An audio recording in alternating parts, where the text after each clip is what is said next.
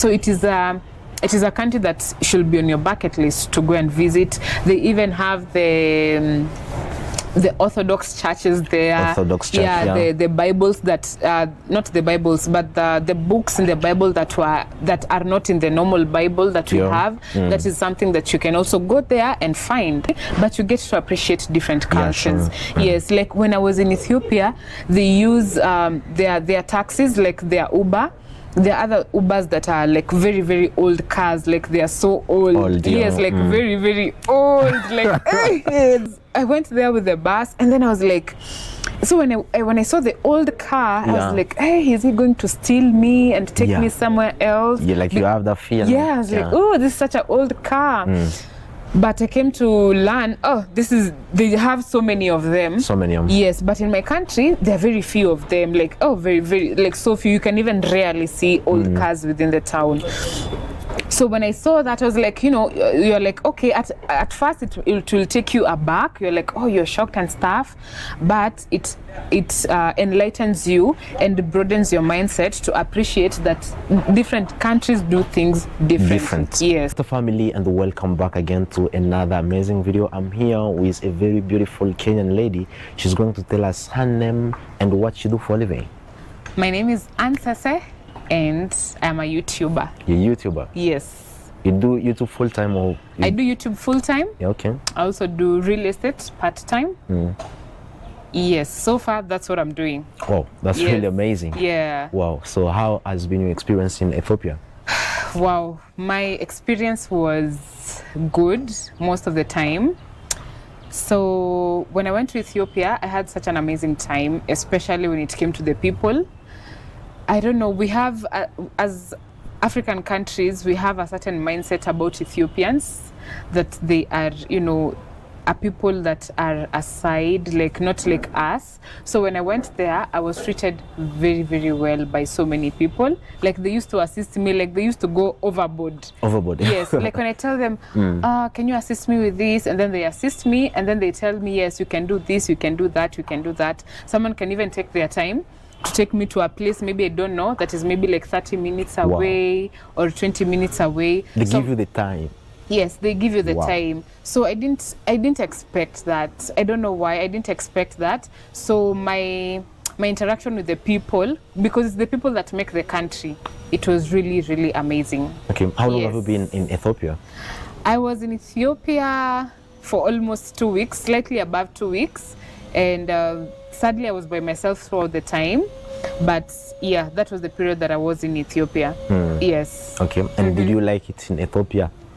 I liked it. For the period you stayed there? For the period that I was there. Yeah. I liked it. Number one, because of how people treated me. Number two, something that really intrigued me about Ethiopia is how they are very knowledgeable in terms of their culture, and they are very intentional in terms of passing on their culture from one generation to the next. They are so intentional about their culture. They're also very proud of their history and everything that has made what Ethiopia is today. So that is something that I really, really like. That was the top tier thing about Ethiopia that I really loved. As a Kenyan, for us Kenyans, we are very proud when we relate to westernized countries. Like we want to do things like the developed countries. So going to Ethiopia and seeing that these people are in this era, but they're very proud of their history and their culture, that is something that actually stood out for me.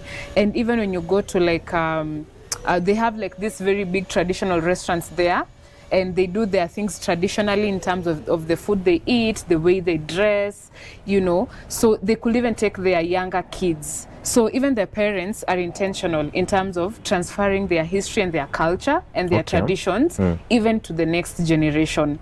And I also loved the way like they have different museums within the city, like so many of them, and that also indicates how they don't want like their history like to get lost. Yes, so they want to preserve it so that the next generations can also learn about Ethiopia and what happened in the country.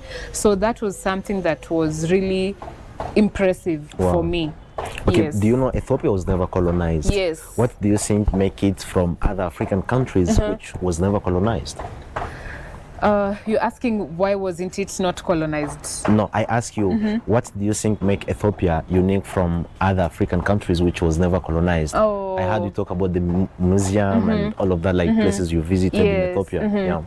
I feel like them not being colonized really played a big role in terms of them being unique. I don't know. There's maybe, because if you see countries that are colonized, they behave very different. So I feel like the colonization has something to do with the people. They are different, and they are different. Number one, when you listen to their music, it is very different. It is very different from other African countries. The way they eat is also very different from other African. Sure? Yes. Yes. The food. Do you mean the food? Their food. Yeah, their food. Oh my God, it's different from other African. It is different from other African countries. Do you eat like Ethiopian food? Yes, I ate anjera. I just saw the raw meat. I didn't eat it. I just saw it. I also ate the non-fasting foods. Like they have different portions. Like they put it in the anjera and then you eat it. That is different. Even the way they make their wine is different yes. Even their way of living is different. Wow. Yes. So I feel like them not being colonized played a huge role in them being slightly different from the things that they do. Because if you look, Ethiopia is part of Eastern Africa. So Ugandans, Tanzanians, Kenya, Burundi, we do things differently from the way Ethiopia does things. You see, even like right now, they're in 2018. 2018 now in Ethiopia, Yes. So I don't know how it played a role. Like, I can't say the specifics, but it definitely did play a role. Wow. Yes. What even did you like mostly about Ethiopia? Again, the culture. The culture? Yes, they are very intentional about it. Number two, I was very, very amazed by how developed the country is. In fact, I never expected it. I never expected it. And then it being a country that's not colonized, so you have this mindset like, oh, when you go to Ethiopia, they probably have bad roads, they don't have nice buildings, maybe their streets are not clean, but oh my goodness, it is the total opposite. It is in fact, I've been to Tanzania, Kenya. I've also been to Rwanda. They are different. The infrastructure is it is top notch. It is not what it's on another level that other African countries, Eastern African countries, we do not have. So I was very, very amazed by that. Okay. Yes. If I could ask you, like, let's talk about opportunities in Ethiopia. You say you are in real estate, maybe like in Kenya, which I don't know how it's going in Kenya. How did you see it in Ethiopia? Like real estate business? I think the real estate business in Ethiopia is coming up, and it is coming up very, very, very well. When you're in Addis Ababa, the buildings that those people are building, they are big, and then they are, like, in terms of height, they are very tall, and then they are also huge in terms of the land that the building is occupying. Besides that, even the government of Ethiopia is being intentional in getting rid of the slums. So they are building very nice apartments for the people in the slums so that they can relocate them to the slums. So I believe the real estate sector in Ethiopia is coming up, and it is coming up very, very well. Yes, it's very competitive. Yeah. Yes. Okay. How was your experience as a lady in Ethiopia? Is it safe, like, for ladies? Okay, my experience, let me see. Was I sexually harassed? No, I wasn't sexually harassed in terms of not touching, like maybe someone just speaking, something to me. I was actually not sexually harassed, and very many people are telling me, oh, you look beautiful. Like someone was, someone just appreciating me. Sure. So I came across that. Actually, it is wait a minute. I wasn't sexually harassed. I mean, it was just good itself, Yes. Oh, wow. That is very impressive thinking about it. Because, I've interacted with a certain group of people, let me say people who are in Kenya, but they're not Kenyans, they're from another country, and those people can really sexually harass you. But so as a lady, you're used to that, men looking at you like, in a certain way. But it's very, wow, was I? No, I was actually not sexually harassed in Ethiopia. In Ethiopia. So that was a good experience. So as a lady, I felt appreciated. I was helped when I needed help. And yes, as a lady, the experience... It's fine. Yes, it was okay. Okay, how is the cost of living in Ethiopia? The cost of living in Ethiopia is very much affordable. But when you're a foreigner, there are some things that you might buy and they will, hike the price and stuff. But the cost of living is actually very affordable if you just know the tips and tricks. So if you visit Ethiopia and you're a foreigner, but you have a local, you're going to spend very, very little money in Ethiopia, yes. Compared to Kenya, which country is expensive? Ethiopia and Kenya? Kenya, definitely. It's expensive more than Ethiopia? Yes, Kenya is more expensive than Ethiopia. In terms of food, the hotels. Like in Ethiopia, you can get a very, very cheap hotel. Like where I was staying, oh my God. Like how much? Maybe the range? I paid, where I was staying, I was paying around $15. A day? Yes, $15 per day. And it had Wi-Fi, it was very clean, and the staff were very hands-on. You see, when you go to hotels and maybe it is affordable, you're expecting maybe the services will not be very good because of the price. But the expectations were actually exceeded. Like the guest house was very clean, the Wi-Fi was doing well, the staff were very hands-on. So I can say, yes, the experience is good. And it's not very costly. And I know there are even places that are less than $15 and the experience is still as good or better. Wow. Yeah. That's really interesting. Okay, I have this question I want to ask you. Yes. How is the culture? How did you see the culture mainly in Addis Ababa? Or did you go other places in Addis Ababa or you remain only in the capital city? I remained only in the capital city. But I went to places where I could get that authentic, authentic vibe and feel their culture. So number one, I went to the Adwa Museum. It is such a huge Adwa Museum. Yeah. Wow, I really when I'm doing my videos, most of the people, they talk about Adwa. Yeah. Yes. So I went to the Adwa Museum. It was really huge. It was looking so nice. And that's why I'm saying they're so intentional about preserving their culture and their traditions. So I went there. I learned about, their history in terms of the way they were almost getting colonized, but they never got colonized. The fights that happened between them and the Italians. And then they came the second time. They wanted again to take over Ethiopia, but they could not again take over Ethiopia. So going to that museum and getting to learn about the history of Ethiopia and also being in that moment, like in the 21st century. And I'm one of the people who is actually benefiting from the knowledge in the Adwa Museum. Oh, I just felt good. I'm like, 100 years from now, they will know that ancestor was there. And, I just learned about the history in the museum. So that was good. That is part of their culture and their history. So that was very good. They also have a museum called Addis Ababa Museum. Addis Ababa Museum? Yes, Addis Ababa Museum. So that also talks about the history of Ethiopia and the oldest human being. She was called Elizabeth. I am not sure. The Queen? No, not the Queen. Not the Queen. The museum hosts the remains of the oldest person on Earth. She was called? Lucy. Yes, Lucy. Lucy. So that was also very amazing. And also within the city, they have so many memorial parks, like the memorial parks that honor, the people who are fallen during the fight, the Battle of Adwa. They have so many museums that commemorate what happened during the fight of colonialism. So they have so many parks within the town. Yeah, the town, yeah. So that also signifies so much how they also appreciate what, their ancestors did. So that was also very good. And besides that, as I said, I went to a restaurant called Totot Restaurant and Yod Abyssinia Restaurant. And these restaurants, as a foreigner, you get to see one-on-one, and they get to show you how they dress, what they eat. They can even play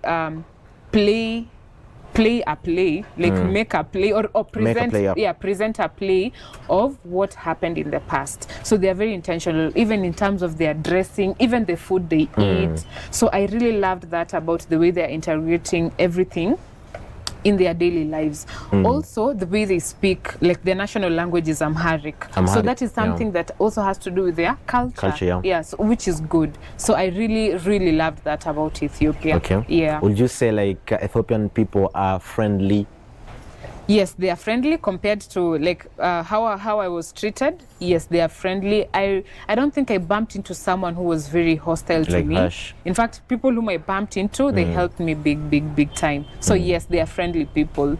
Wow. Would you recommend Ethiopia to other maybe foreigners who would like to visit? Yes, I would recommend you to go. I would recommend you to go, especially if you're an African or you're into history and culture.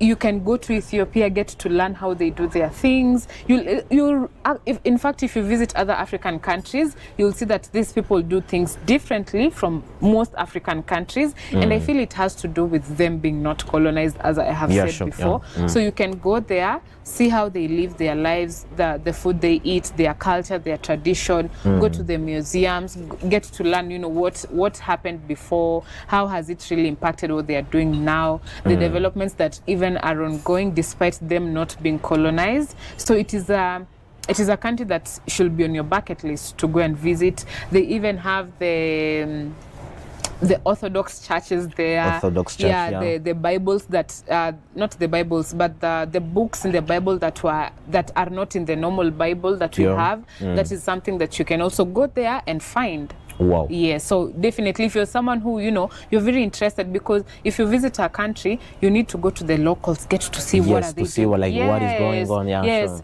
of course it's good for you to go to the, poshy restaurants, expensive hotels. It's good to do that, but it's also good for you to get on the ground and see how are they doing things differently, get to learn their history. It's actually interesting. It's interesting. Yes, and also doing that also makes you appreciate. So when you go to, let's say, like when you come to Kenya and you see people eating with hands, and then you go to another country, maybe they're eating with their feet. You see it's more different, yes. But you appreciate, okay, they do things differently from us. But it's okay what they're doing, because even then they'll maybe say, oh, Kenyans are doing things very differently, but you get to appreciate different cultures. Yes, like when I was in Ethiopia, they use their taxis, like their Uber. There are other Ubers that are like very, very old cars, like they are so old. Yes, like very, very old. Like they are manual. Manual. Because I went there with the bus, and then I was like, so when I saw the old car, I was like, hey, is he going to steal me and take me somewhere else? You have that fear. Yeah, I was like, oh, this is such an old car. But I came to learn, they have so many of them. Yes, but in my country, there are very few of them. Like, very, very, like so few. You can even rarely see old cars within the town. So when I saw that, I was like, you're like, okay, at first it will take you aback. You're like, oh, you're shocked and stuff. But it enlightens you and broadens your mindset to appreciate that different countries do things different. Yes. Yeah, sure. Yeah. What is the differences did you see or did you notice between Ethiopia and Kenya? Wow. I came to see that people in Ethiopia, number one, they actually don't speak English. They don't speak English? Yes, they don't speak English. They speak more the local language? Yes, more the Amharic. Amharic, yeah. That was one major difference I noticed. And so you see, when you're in Ethiopia, so you can't even talk back to someone. You can't even say, help me with this cup. I remember there's a time I was buying some street food, and when you're doing street food, you just taste. Like you can't eat the whole thing because you're buying many things. So I was telling this vendor, please wrap it for me. Like I want to go with it at home. Hey. It's become a problem. It was a task. It took I don't know 10 minutes. I'm trying to wrap it for me. I want to go. She does not understand until someone else who came there and they were understanding what I was saying, and then they told that person, hey, she's telling you wrap it for her. She wants to go it at home. So they don't speak English. So that's a major difference I saw. Another major difference I noticed is that Addis Ababa is huge. It is such a huge city. Wow. Yes, and you cannot cover that city in even 1 week, especially if you're, a traveler. It is such a huge city. And I also realized they don't have a CBD, like a central CBD, business district, where like you have maybe all the government offices are there, many offices are there. For them, those things are scattered across the city because the city is huge. It's huge, it's big. Yes, the city is big. Another thing that I noticed in Ethiopia is that everything in Ethiopia is big. Like What do you mean? It's big? How? Like the buildings. The building are big? They are big. Tall? Yes, tall. And even the surface area that the building covers, they're so huge. Even the Adwa Museum, oh my God, that museum is so huge. I was like, what is happening? Yeah. You went then see it? Yes, I went there and saw it, like the Adwa Museum. It is so huge and it looks very pretty. Even they have like those antique arts on the wall. They are really huge. Wow. Yeah, so I noticed everything in Ethiopia is big in size. That is something. If you're an Ethiopian and you're watching us, drop a comment and let us know what do you guys like. The build person big behind houses? the camera has been in Ethiopia and they can attest. Everything, everything is just huge. Even the roads are big. Yeah, the roads are big. If they could give you an opportunity to stay in Ethiopia, could you stay in Ethiopia? And why, if yes? I don't think I will stay in Ethiopia. Why? It looks like you did not expect my answer. I'll go to Ethiopia to visit, but I don't think I will stay in Ethiopia, mainly because of the language barrier. Yes, I feel like language barrier was a huge issue for me, and most of the time that I was there, I could rarely talk back to someone. Like even ordering an Uber, I had to give a local the phone to explain to the Uber driver where I am going. And it happened to me several times. I remember there's even a time it took me 45 minutes for me to get an Uber because the first Uber is calling me and asking me, where are you? I don't know, I'm Harik. I'm trying to look for a local. So to explain to them where I am. So language barrier was really a big issue for me. So that is why I will not actually stay there. I will visit again, but not like live there. Yes. Because of the language? Yes, because of the language barrier. What about the food? The food was okay. There are things maybe that I could not have eaten, maybe like the raw meat. It's not bad. It's just not bad, Yes, it's not bad. That's why you have to appreciate every culture. Yes. The food was okay. In fact, I'm a fan of Angera. The sour taste hits my taste buds. It was like amazing. On another level. Yeah, so the food was okay for me except for the raw meat and maybe a few things here and there. And again, they are not bad. It's just that my taste buds are not used to it. Yes. I understand. Yeah. So now this is the end of this video. Thank you so much for having you. Thank you so much, Ronald, for having me. Yes, maybe you can give yourself a shout out on how people can find you. Please, you can zoom just the camera me only. He doesn't have to be seen. So again, if you do not know me, my name is Anne Sese. I am an African YouTuber. I am from Kenya and I am a traveler. And today we are in Uganda with Ronald. But please, you can go over to my channel, subscribe to my channel. I don't want you to just subscribe. Please subscribe, watch my videos. That is how you get to support me. Yes, like and comment. Because if you subscribe and you're not watching my videos, then I can assure you, you're not really helping me. So help us as, YouTubers and vloggers and travelers. If you watch my content, you're able to push me forward so that I can go to other countries and also show you other beautiful countries and what they do different that you're not used to. So go to my handle. My handle is Anne Sese. Yes. He will leave it below. I'm going to put the link in the YouTube description so you can check it out. Anne Sese. Go subscribe to my channel. Watch my videos. Click on the notification bell so that anytime this beautiful girl posts, you're the first to be notified. Watch my video, subscribe, like, comment. That is the best way you can really support me. And also, if you want to sponsor my travels, most of the time I use bus. So if you want to sponsor me and you're like, hey Anne, you need to go to Morocco and you know what, Zimbabwe, or Burkina Faso, and you know what, I can't go with bus. So if I want to go to Burkina Faso, you can also donate to my channel, sponsor my travels. If you go to my channel, you'll always find the buy me coffee link. You just click the coffee link and you can support me with $10, $20, $30, whichever you have. It will definitely push me further to whatever it is that I am doing. Wow. Yes. Thank you so much, guys, for watching. Kindly, if it's your first time to watch our videos, don't forget to subscribe and leave us your thought in the comment section. I'm going to leave Anne's link in the YouTube description so you can check out. Thank you so much and see you in the next one. Turus!